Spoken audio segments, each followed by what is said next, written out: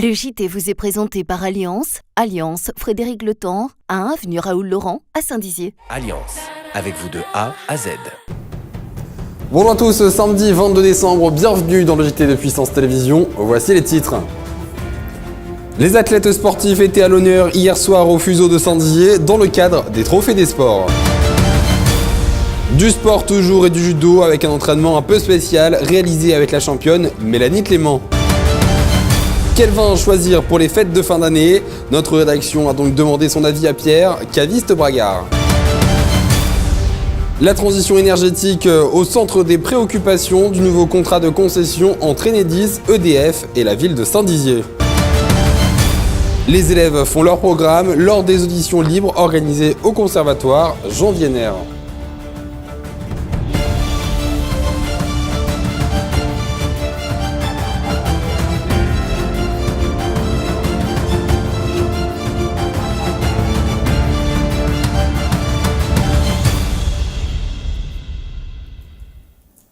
Hier soir, à la ville de Saint-Dizier, le département de la Haute-Marne ont réuni plusieurs centaines de sportifs dans le cadre de la cérémonie des Trophées des Sports au sein de la salle des Fuseaux. L'objectif de cette soirée est de mettre à l'honneur les joueurs, entraîneurs et bénévoles afin de les encourager dans ces actions sportives et de la notoriété du territoire. Un sujet réalisé avec Julien Carré. Vendredi 21 décembre, les Fuseaux de Saint-Dizier accueillaient des sportifs, clubs, entraîneurs et bénévoles pour la soirée des Trophées des Sports. Lors de cette cérémonie, Madame le maire de Saint-Dizier était présente afin de saluer les initiatives sportives, accompagnée de Mokhtar Khalal, adjoint en charge des sports et de la jeunesse. Celui-ci, dans son discours, explique que sans l'implication des clubs sportifs, le territoire ne serait pas aussi dynamique. Durant cette cérémonie, différents titres ont été décernés, comme celui du meilleur espoir sportif masculin remporté par Arthur Colson, ou encore le sportif officiel par Jean Meller. Le conseil départemental a tenu également à récompenser les athlètes qualifiés du département. Nous, le département, on a cette campagne qui consiste à soutenir les athlètes de haut niveau. Et quand je dis soutien, c'est vraiment une bourse qui permet vraiment aux athlètes de bénéficier de parfois 500, 1000, 2000 euros en fonction du niveau et des performances des athlètes. Voilà, il y a des récompenses qui sont remises. Et très officiellement, on trouve ça pas mal de l'accrocher au Trophée des Sports des villes. Donc c'est tantôt à Saint-Dizier, tantôt à Chaumont. C'est vraiment selon des critères de catégorie et ensuite de performance tout au long de l'année. C'est-à-dire que voilà, des jeunes qui se sont illustrés dans des compétitions départementales, régionales ou même parfois nationales. Et bien c'est comme ça que nous graduons, voilà c'est ça. Nous graduons et nous faisons un peu comme un scoring en quelque sorte pour déterminer, par exemple Mélanie Clément a eu 2000 euros, d'autres parce qu'elle est vraiment dans un système de performance plutôt national et d'autres jeunes gens sont dans des performances régionales, ils ont eu 1000 euros et d'autres on a envie de les récompenser parce qu'ils font beaucoup d'efforts et donc c'est 500 euros. La soirée s'est achevée avec deux invités spéciales puisque Pamela Tessier, Miss Champagne-Ardenne 2018, qui rentrait tout juste du concours de Miss France, ainsi que Léa Martel, 3e dauphine de Miss Marne, étaient présentes. Alors moi je suis déjà propre sportive, j'adore faire du sport et c'est aussi bien de soutenir tous les enfants qui font du sport. En plus ça me touche davantage puisque je vais être professeur des écoles, donc de voir les enfants qui sont investis. Et puis c'est aussi un moyen pour aller à l'encontre aussi de la découverte des départements qui sont dans ma région, parce que moi je suis de la Marne. Mais j'ai jamais fait Saint-Dizier, donc c'est une première pour moi et je reviendrai puisqu'on est très très bien accueillis. Une soirée placée sous le signe de la réussite afin de valoriser les sportifs de notre territoire. Restons dans le sport avec du judo et un entraînement de masse qui a eu lieu hier après-midi au dojo de l'Union des jeunes bragards. Mélanie Clément, judokate de haut niveau, licenciée au judo club Marne-Aval, a encadré un cours avec plus de 70 enfants. Une présence dans le cadre du partenariat réalisé avec l'agglomération Saint-Dizier des Réblaises. Un reportage de Julien Carré et Lisa Lamorlette. Ce vendredi 21 décembre avait lieu un entraînement un peu spécial au dojo de l'UJB. Initié par le comité départemental de judo, il réunissait les judokas des clubs de Marne-Aval, de l'Union des jeunes bragards, de Vassy, de Béthencourt, de Chamouillet, de Montier-Randère, d'Ancerville, de Chevillon et d'Héronville.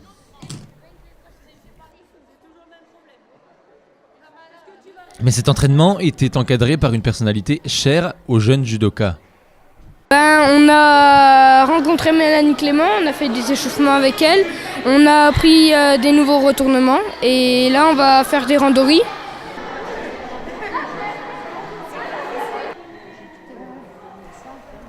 Une rencontre qui a fait son petit effet auprès des jeunes. C'est la première fois que je la vois, moi. En plus, je ne savais pas qu'elle était championne, mais je lui demandais depuis quand elle est championne, en fait. Parce que, aussi, j'aime bien quand elle est là, elle nous explique comment on fait, tout ça, et voilà. Un moment de partage donc entre ces jeunes et la championne, dans le cadre de son partenariat avec la ville de Saint-Dizier et la communauté d'agglomération Saint-Dizier-d'Héry-Blaise. Donc c'est vrai qu'on ne se rend pas compte que de cette image qu'on a en fait pour eux, de se dire ouais on est la championne du club et du coin. Donc c'est vrai que pour ces jeunes c'est voilà, aussi leur montrer que peut-être qu'ils démarrent dans des petits clubs mais que c'est possible d'aller au bout. Et voilà, c'est ce que j'essaye aussi de faire passer comme message, que on démarre tous au même point et c'est les plus performants et ceux qui insistent un petit peu aussi, qui vont plus loin, qui en font un petit peu plus chaque jour, qui arrivent où j'en suis aujourd'hui. Et c'est vrai que voilà, c'est aussi leur donner envie d'aller chercher ce quotidien que j'ai moi et chercher la performance que tout le monde rêve.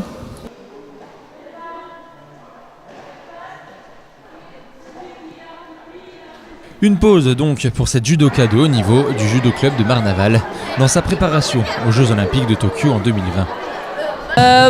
Là j'ai enchaîné énormément de compétitions dans le but un petit peu de passer le palier qui me manquait. J'ai pas forcément été très performante sur les derniers tournois que j'ai fait. Mais voilà, je continue le travail, la route est encore longue, donc voilà, c'est une étape parmi le parcours que je vais mener. Maintenant, là, on va mettre une bonne quinzaine de jours de repos pour que le corps se puisse reformer un petit peu de batterie, ouais, la tête aussi, parce qu'il y en a besoin forcément. Donc là, je vais repartir en famille pour me ressourcer et on repart dès le 3 janvier pour entraînement à l'INSEP. On repart en stage aussitôt en Autriche pour préparer le tournoi de Paris du mois de février. Dadju, Youssoupha et VG Dream, ces trois artistes seront sur la scène du musical été les 29 et 30 juin prochains.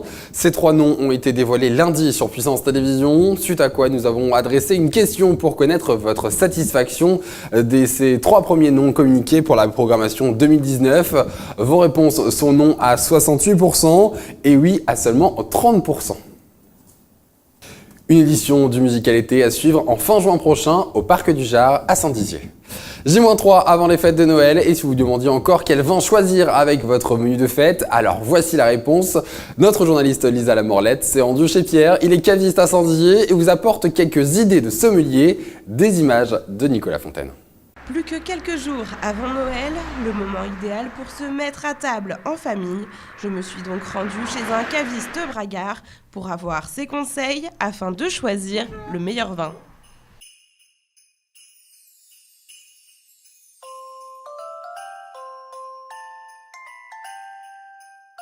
On va préparer les fêtes de Noël ensemble et j'ai besoin de conseils pour le vin. Qu'est-ce qu'on boit en fonction des plats? Est-ce que déjà il y a une règle d'or à Noël? Il y a des choses qu'on n'a pas le droit de faire?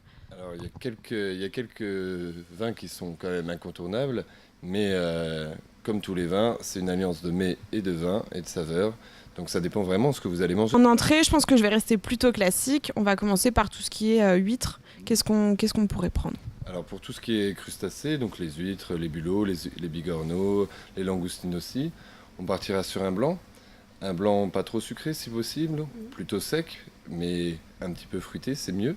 Alors moi je pourrais vous conseiller par exemple un Vaunier, qui est un sec et fruité, un vin de l'Hérault, qui se marierait très bien avec cette petite alliance de crustacés. Le blanc, je peux le continuer avec les escargots après ou pas du tout? Alors on boit souvent du blanc avec les escargots, mais moi ce que j'apprécie beaucoup avec les escargots, ça serait un Bourgogne rosé, qui permet d'être un petit peu plus rond, un petit peu plus sucré, et donc de mieux s'allier avec l'ail, qui est souvent là avec les escargots. Pour le plat, souvent on a quelques hésitations, on ne sait pas si on prend du gibier, du bœuf ou de la volaille. Par exemple, si je me décidais à faire du bœuf, qu'est-ce que tu me conseillerais? Alors pour le bœuf, on part en général plutôt sur des vins assez puissants.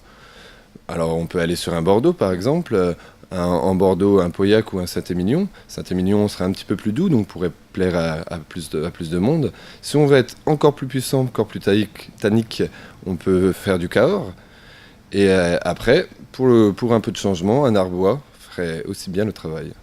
Et ici en Haute-Marne, on a beaucoup de chasseurs, on mange beaucoup de gibier, ça se fait très bien à Noël. Qu'est-ce qu'on pourrait... il faut un vin puissant, c'est ça aussi ? Alors oui, pour les gibiers, obligatoirement du vin puissant. Et moi en plus, en tant que bon amateur de gibier, j'aime bien mettre du gigondas, par exemple, avec le gibier. J'aime bien mettre après des choses du Languedoc aussi, des coteaux du Languedoc ou des choses dans le style. Et sinon, si vous voulez changer un petit peu, là on peut partir sur des Bourgognes comme le Gevrey Chambertin ou le Muid Montsaugenais qui lui est un vin local, pas tout à fait un Bourgogne mais qui se rapproche pas mal. Voilà, Muid Montsaugenais en pinot noir pourrait très bien aller.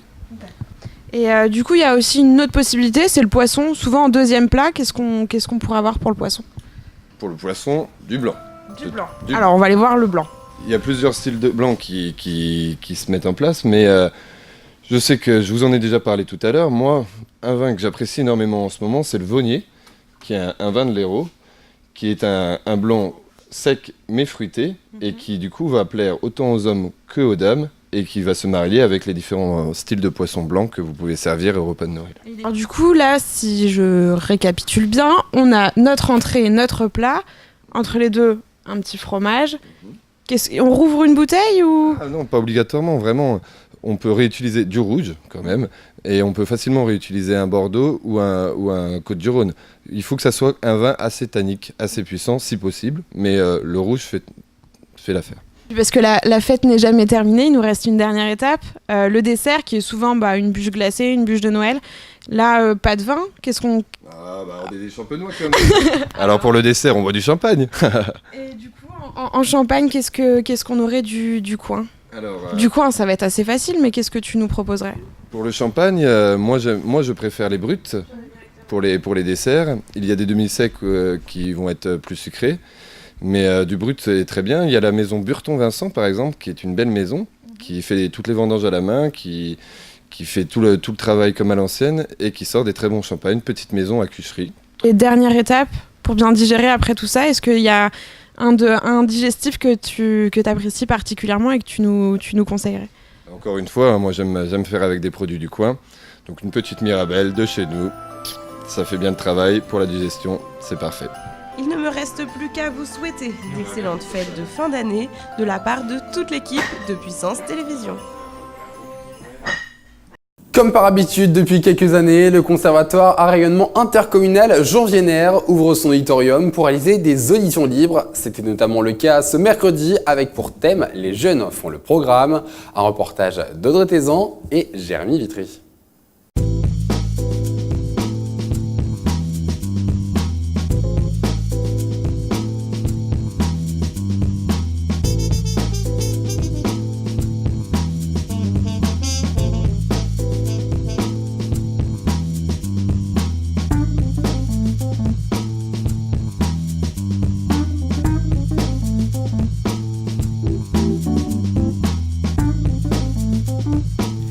Le conservatoire à rayonnement intercommunal Jean Vienner de Saint-Dizier proposait au public des auditions libres mercredi soir à l'auditorium.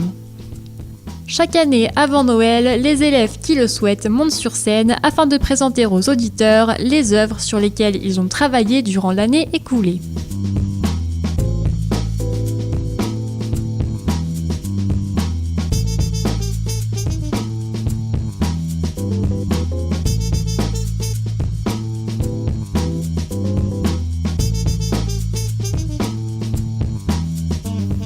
Plusieurs styles musicaux ont été représentés, du tango de Piazzolla à la variété française de Renaud et son Mistral gagnant. Les jeunes élèves étaient accompagnés de leurs professeurs, avec lesquels ils ont partagé la scène durant près de 2 heures.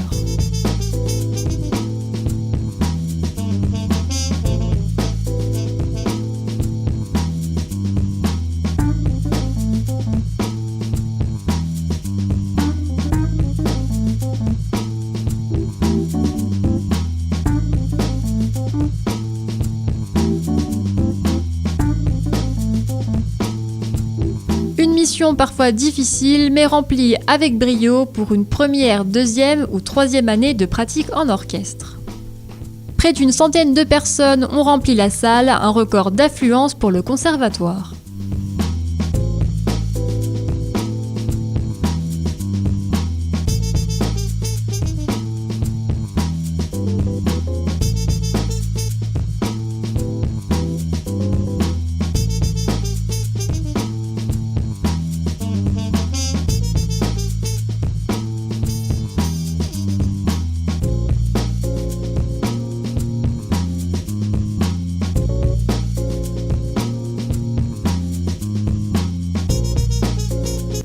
Le prochain concert aura lieu le 30 janvier dans les cadres du mercredi du Conservatoire. À noter qu'il se passera au théâtre de Saint-Dizier et non à la Forgerie comme prévu initialement. Le concert sera précédé d'une rencontre avec les artistes à 16h.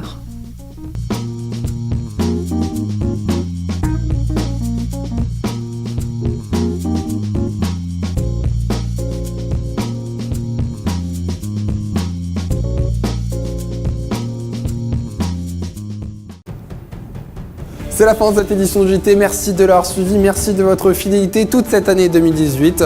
Toute l'équipe de la rédaction se joint à moi pour vous souhaiter d'excellentes fêtes de fin d'année. Vous donne rendez-vous en 2019 pour de nouveaux sujets d'information. Je vous donne également rendez-vous demain à 14h pour la diffusion de l'émission Le Rendez-vous Fête Noël, présentée par Lisa Lamorlette et Rémi Urbain, enregistrée depuis la Forgerie de Massy. Très bon week-end à tous.